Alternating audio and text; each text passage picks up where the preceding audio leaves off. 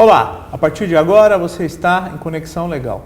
Você aí de casa, meu muito obrigado por você participar do nosso site, o www.idc.org.br. Você que enviou lá a sua indicação de pauta, que indicou aqui para a gente falar sobre algum assunto, que mandou e-mail sobre alguma pergunta, ou até mesmo indicando algum entrevistado, meu muito obrigado. O livro da semana é o Red Capitalism e ele trata um pouquinho sobre a vertente do Estado e das diversas facetas do capitalismo. E aqui fala um pouquinho também do que está acontecendo na China. Então eu indico a leitura e esse livro vai ser sorteado no final do mês, junto com mais 3 livros, que são os livros da semana, um cada semana, e você pode concorrer ingressando lá no nosso site, no idc.org.br. E também pode concorrer no nosso Twitter, o @LeandroPinto_, ou até mesmo através da nossa página do YouTube. Então, esteja lá na internet e concorra ao livro da semana. O nosso entrevistado de hoje é o Dr. Márcio Coutinho, diretor do CDP de Sorocaba. E nós vamos tratar sobre um assunto muito importante, que é a questão prisional no Brasil. E, para tanto, o Dr. Márcio tem um programa muito interessante, programa esse que foi alvo de estudos por parte dele e até mesmo num curso de pós-graduação de Direitos Humanos, que é o Carpe Diem. E para isso, nós vamos aqui entrevistar o Dr. Márcio e saber um pouquinho mais do Carpe Diem. Bom dia, doutor. Bom dia, doutor. Prazer em tê-lo aqui. Muito obrigado por ter aceito o nosso convite. Pois não. Sistema Carpe Diem. Bom, a gente tem a ideia do que é Carpe Diem na literatura de forma geral, e até mesmo como estilo de vida. Mas, aliado ao sistema prisional, o que seria isso? Foi um projeto, o primeiro projeto Carpe Diem, hoje um programa de governo, o programa Carpe Diem da Secretaria da Administração Penitenciária. Ele criou a custódia detentiva alternativa. Custódia detentiva alternativa. Para isso, eu preciso contar a história de como ele foi criado. Nós trabalhamos numa região geográfica pré-definida, dentro do CDP de Sorocaba, onde recebemos todos os presos provisórios dessa região, são várias cidades. E uma vez veio um preso, um jovem engenheiro, por furto de materiais eletrônicos de uma grande empresa de engenharia da região. E esse indivíduo foi e entrou dentro do sistema, né? Ele entrou naturalmente, nós não tínhamos nenhum contato com ele, não sabíamos da existência dele, ele entrou como um número, na verdade, né? Era mais um, como tantos que chegam lá. Mais um furto, se fosse um de galinha, por exemplo. Sem dúvida. E ele entrou, foi atribuído uma cela para ele, e ele foi alocado nessa cela. Nessa cela, ele teve contato com outros presos, esses presos descobriram que ele era um dos responsáveis pela logística dessa grande empresa, e começaram a conversar, deram uma cama, conversaram com ele, explicaram como funcionavam as coisas. E 5 ou 6 dias depois, quando conseguiram o alvará de soltura para esse indivíduo, na hora ele saiu muito nervoso, chorando. E não era um choro de alívio, era um choro de desespero. E ele cruzou comigo na saída. Depois de todos os atos de segurança de praxe para a soltura de um preso, ele estava muito nervoso. E eu achei que ele tinha visto alguma coisa que não podia ter visto, por exemplo, um túnel ou uma arma de fogo. E eu peguei e o levei para a sala para entrevistar. E descobri que os presos da cela o ameaçaram, dizendo que ali agora fazia parte de uma quadrilha e que ele tinha que indicar as rotas dos caminhões dessa grande empresa. Ou a família dele, a irmã dele, que ele sabia onde estudava, sofreria as consequências. Então, foi um momento muito sério para mim, porque eu vi que eu coloquei um indivíduo, um cidadão que praticou um furto e estava devolvendo para a sociedade um bandido, um criminoso, participante de uma quadrilha de roubo de carga. Isso me chamou a atenção. E a gente viu que é danoso demais misturar presos de baixo potencial ofensivo com presos de alto potencial ofensivo. Isso já é uma vertente claramente explorada por vários autores, né? No Vigiar e Punir já se fala na separação desses tipos de presos, mas que é de muito difícil consecução. E essa ideia ficou na minha cabeça. Logo em seguida, eu iniciei a pós-graduação em Segurança Pública com Direitos Humanos e tentei focar essa pós-graduação na solução desse problema. E analisando, nós começamos a verificar que a aplicação da pena evoluiu no Brasil. Hoje nós temos penas alternativas, né? Então, obrigatoriamente, os crimes de baixo potencial ofensivo praticados por presos primários vão ser apenados com penas alternativas. E se você mantém alguém no período da custódia detentiva dentro de uma unidade prisional para depois o condenar e colocá-lo em liberdade, você manteve um inocente preso para depois soltar um culpado. O que era uma inversão das coisas, né? Uma dicotomia penal, como a gente provou no processo. E a gente pensou em trabalhar diferente disso. Se a pena evoluiu para alternativa, nós temos que evoluir a custódia também. Então, criamos a custódia detentiva alternativa. E como funciona exatamente? A pessoa ingressa no presídio e automaticamente é feito uma varredura do crime que essa pessoa cometeu, de como essa pessoa se comportou e quais foram as razões que levaram essa pessoa ao centro de detenção provisória? Isso. Mas eu gostaria que respondesse no próximo bloco, que o nosso bloco já terminou. Você aí de casa, continue conosco em Conexão Legal.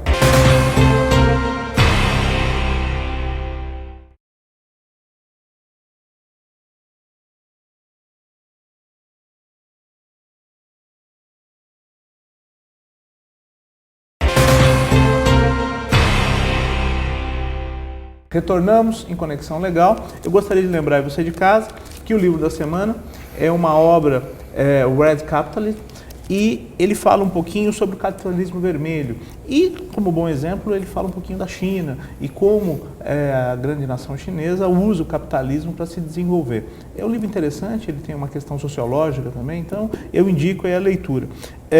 E ele será alvo de um nosso concurso. Então você ingressa lá no nosso site e no final do mês ele vai ser distribuído aí entre as pessoas que fizeram a inscrição lá no nosso site.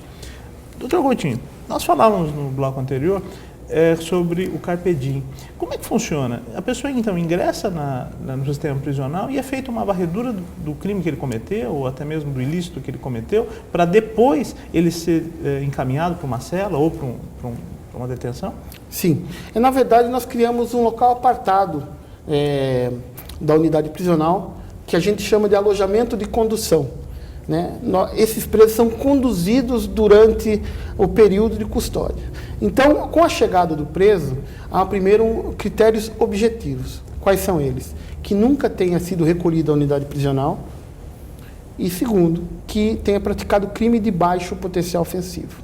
Né? Nós temos crimes de menor potencial ofensivo, que são aqueles que a Lei 9.099 não permite que sejam conduzidas a unidades prisionais. Esse não nos afeta.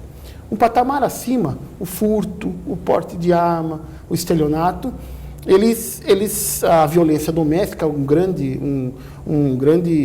elemento que traz presos para o Carpe Diem, eles são verificados, né, por uma equipe jurídica, que vê... Psicólogos também? Não, no primeiro momento só o objetivo. Tá. A prática do crime e a primariedade. Uhum. A partir do segundo momento, ele vai para o critério subjetivo.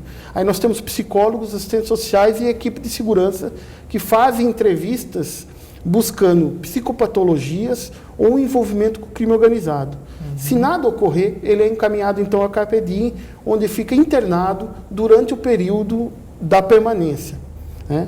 Nós tivemos uma alteração. Ele é internado num local apartado. Num local apartado, mas dentro da penitenciária. Dentro da área da penitenciária. Uhum. É um alojamento coletivo, onde nós temos salas para atendimento individual, atendimento coletivo, sala de informática, onde ele tem cursos de informática. Nós temos todo atendimento psicossocial e acompanhamento. E nesse local, nós buscamos duas coisas. O primeiro, que o indivíduo entenda o caráter criminoso do que ele praticou. Isso é muito importante. O que eu chamo de conscientização psíquica. Né? Não adianta ele não internalizar a prática desse crime. Ele tem que sentir que ele praticou o crime e isso vai ter efeitos na vida dele. Inclusive, umas semanas atrás, nós tivemos o prazer de entrevistar aqui o Dr. Egberto, que é juiz da primeira vara da Infância e Juventude do Estado de São Paulo, e ele tratava exatamente disso, com referência às infrações dos adolescentes. Ele também tinha essa preocupação, ele também tem essa preocupação de fazer com que a pessoa tenha consciência do ilícito, e ele tem um programa muito interessante na vara dele, que é fazer uma audiência onde o ofensor e o ofensivo ficam frente a frente, para dizer o resultado daquele ato, tanto o ofensor quanto o ofendido. Uma coisa interessante. Muito bacana. Muito interessante. Que está dando resultado na vara dele, inclusive. No nosso caso, a gente verifica, né, faz com que ele entenda o caráter ilícito das suas atitudes, os efeitos que isso vão gerar na vida dele, e principalmente nós verificamos as vulnerabilidades que levaram ele a praticar o delito. O que a gente entende? Já foi dito que o crime é uma doença social. Se o crime é uma doença social, nós queremos ser o remédio para essa doença, né? Então, a gente busca essa vulnerabilidade. Eu pratico o crime porque eu bebo, eu pratico porque eu sou só tóxico-dependente, eu não consigo controlar a raiva. São várias as possibilidades. Eu não tenho emprego, eu não consigo emprego. Então, o que nós temos? Medidas de diminuição de vulnerabilidade. Conforme o tipo de delito, conforme o que a nossa triagem psicológica, psicossocial verificará, a gente aplica medidas para reforçar. Essas medidas vão até o pós-cárcere. Então, nós, por exemplo... Até o pós-cárcere. Por exemplo, ele é tóxico-dependente. Nós vamos trabalhar forte essa toxicodependência dele, né? Vamos trabalhar com grupos, ou narcóticos anônimos trabalham junto com a equipe. Nós temos uma equipe preparada para isso. A psicóloga vai fazer atendimento nesse sentido. E quando ele sair da unidade, ele vai ter um encaminhamento junto às entidades sociais e municipais para que ele continue o tratamento na rua. Uma reabilitação como deveria ser o sistema prisional. Então, a gente trabalha inclusive com o egresso. Nós hoje não percebemos que o sistema prisional tem essa função de reabilitar o indivíduo à sociedade, né? Trazer esse indivíduo que teoricamente está perdido. Sim, a nossa missão maior justamente é essa. Na verdade, é uma coisa muito complexa, né? Hoje o sistema prisional é uma coisa muito grande. Nosso secretário tem buscado medidas para que a gente consiga obter o maior sucesso nesse objetivo. O Carpe Diem é com apoio incondicional do secretário Olival Gomes. Inclusive, está abrindo um segundo Carpe Diem na região de Hortolândia, previsto um terceiro na região de Araraquara. E nós fizemos o quê? Nós temos um grupo de pesquisa. Esse grupo de pesquisa verificou, antes do início das atividades do Carpe Diem, a taxa de reincidência específica da região de Sorocaba em crimes de baixo potencial ofensivo. E essa taxa é de 35%. Com a aplicação das medidas do programa Carpe Diem, nós baixamos essa taxa de reincidência para 5,88%. Nossa, mas é extremamente expressivo. Sem dúvida. Nós tivemos ele começou em julho de 2009, nós vamos completar então o terceiro ano, nós tivemos já quase 800 pessoas passando pelo Carpe Diem, né? Dessas 800 pessoas, se nós pensássemos em 35%, nós teríamos aí 250 pessoas. E pensando em 6% para arredondar, nós temos aí 800, 850, vão ter 40 e 50 pessoas. Quer dizer, nós economizamos quase 200 vagas a um custo de R$ 1.300 por vaga por mês.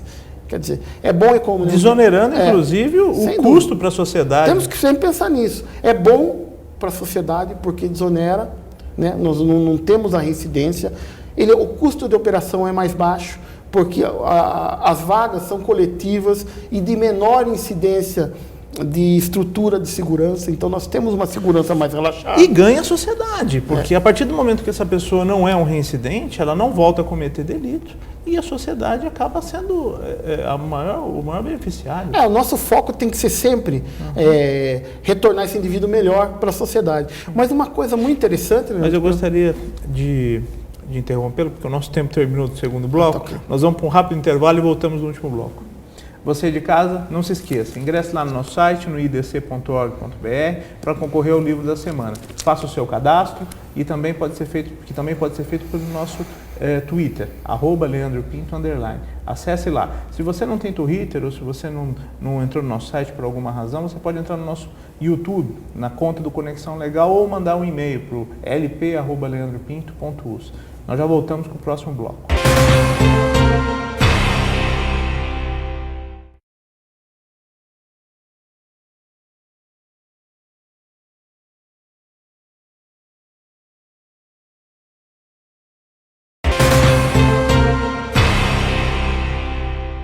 Olá, retornamos no terceiro e último bloco do Conexão Legal, hoje tendo o prazer de entrevistar o Dr. Márcio Coutinho, que é diretor do CDP de Sorocaba, falando um pouquinho sobre o sistema prisional, sobre um sistema, uma solução inovadora, eu chamo de solução porque realmente nós vimos aí no bloco anterior que de uma reincidência de mais de 30% caiu para 6%, uma coisa importante para a nossa sociedade. E a questão prisional numa sociedade ela é de extrema importância.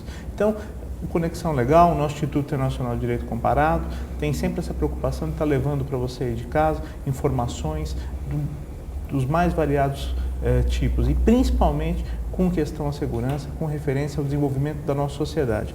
Doutor Márcio, você falava no bloco anterior a questão de se diminuir os custos, porque a reincidência diminuindo e também por meio do Carpe Diem, nós temos uma diminuição de custos para toda a sociedade de preso por cabeça. Mas eu sei que o senhor também tem um projeto que, inclusive, o senhor está participando do Prêmio Mário Covas com esse projeto. O senhor podia falar um pouquinho desse prêmio, o que é o Prêmio Mário Covas para o pessoal de casa e desse seu projeto? Sim, o Prêmio Mário Covas é o maior prêmio do governo do Estado para os servidores e para as instituições do Estado, né? A gente inscreve os programas e projetos e todo o Estado inscreve em excelência em serviço público ou inovação em serviço público, entre outras categorias, e lá há um critério muito sério de conduta e escolhem as medidas que mais tiveram efeito. Em 2009, nós conseguimos a menção honrosa com o grupo de intervenção rápida, criado lá em Sorocaba também. Em 2010, nós conseguimos o Prêmio Mário Covas pelo programa Carpe Diem, a Secretaria de Administração Penitenciária novamente. E agora nós estamos com uma coisa muito simples, que é o Programa de Contenção de Custos, né? É uma coisa simples que nós estamos trabalhando no CDP de Sorocaba, mas com uma abordagem nova. Eu acho que o importante essa abordagem. A criatividade. A criatividade. O Programa de Contenção de Custos não é apenas cortar a quantidade, é abordar... E nem diminuir a qualidade também? Diminuir, principalmente sem diminuir a qualidade. É criar mecanismos para que se faça economia sem dogmas. Nós podemos mexer em qualquer coisa, né? Então, nós temos, por exemplo, lá uma conta de água meio expressiva. E analisando a legislação da cidade de Sorocaba e também o fornecimento de água ao CDP de Sorocaba, nós verificamos que se a gente dividisse a conta como um condomínio, as taxas, né, a taxa de incidência seria muito menor. Então, ao invés de eu pagar uma conta de 11.300 metros cúbicos, eu faria 64 contas de 170 metros cúbicos. Porque existem 67 celas. 64 celas. Então, nada mais correto, inclusive. Isso cai quase R$30 mil uma conta de água. Desonerando o Estado. E principalmente o contribuinte. Sem dúvida. A alimentação dos presos, nós fornecemos a alimentação para os presos, a alimentação de ótima qualidade, é um custo muito bom. Mas isso não quer dizer que só porque tem um contrato assinado que não pode ser mexido. Né? Nós temos a previsão do fornecimento de lanche. Né? E aos finais de semana, a família dos presos levam comida. E o que acontece? Eles descartam toda a alimentação, boa parte da alimentação, porque eles não querem comer, eles comem a comida da família. E ia para o lixo. Ia para o lixo à tarde. O que nós conversamos com os presos, inclusive, nisso. Em comum acordo com os detentos. Eles gostaram, é bom para o Estado, nós fornecemos à tarde de sábado e à tarde de domingo, lanche. É bom para a sociedade também, porque descarte de comida é até pecado? Sem dúvida. Isso aí gera 400 e poucos mil reais de economia. Nós conversamos com juízes, por exemplo, de todas as comarcas que são atendidas pelo CDP de Sorocaba, explicando que nós não temos estrutura suficiente para atender todos no mesmo dia. Então, 7, 8 apresentações em cidades diferentes. Eu teria que ter 8 carros com 8 escoltas, né? É um custo muito alto para o Estado. Desnecessário, né? O que a gente conseguiu? Como nós temos o controle de todas, nós fizemos um estudo, verificamos as demandas e conversando com os juízes, conseguimos, com uma ótima vontade do judiciário, marcar datas de apresentação. Então, segunda eu atendo 4 cidades, terça mais 4, quarta mais 4, conforme a necessidade. Isso vai gerar uma economia de 40% no transporte de presos. Que é altíssimo, o valor de transporte é altíssimo. Sim, são caminhões, né, o combustível, a escolta, mais o carro de menos escolta. Policiais que estão na rua cuidando. Então a gente das tem pessoas. buscado, como Carpe Diem, é uma busca na qualidade do serviço prestado à população. Nós temos, por exemplo, uma coisa que muita alegria nos dá, o fato do Carpe Diem por zerar a reincidência em violência doméstica. Poxa é uma vida. coisa engraçada. Né? Nos nossos estudos, nós verificamos que boa parte da reincidência em violência doméstica se dava no retorno do agressor ao lar da agredida. Então, no momento que chegavam os dois juntos, sem preparo nenhum, eles discutiam de novo e acabava acontecendo a agressão. O que nós fazemos agora? Dentro do Carpe Diem,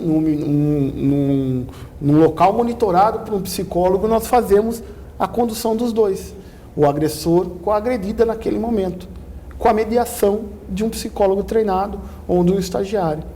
O que acontece? Nós aparamos as arestas, uma boa parte das arestas, naquele momento. O retorno desse agressor ao seu lar é muito mais fácil. Zerou. Nós nunca tivemos reincidência a partir desse trabalho com violência doméstica. Nossa, uma questão social, realmente. Sem dúvida. Né? Porque como a gente fala com presos condenados, a pena um dia acaba. Toda pena um dia acaba. E mais, o preso provisório, boa parte dos presos provisórios vão voltar para o seu seio social muito rápido.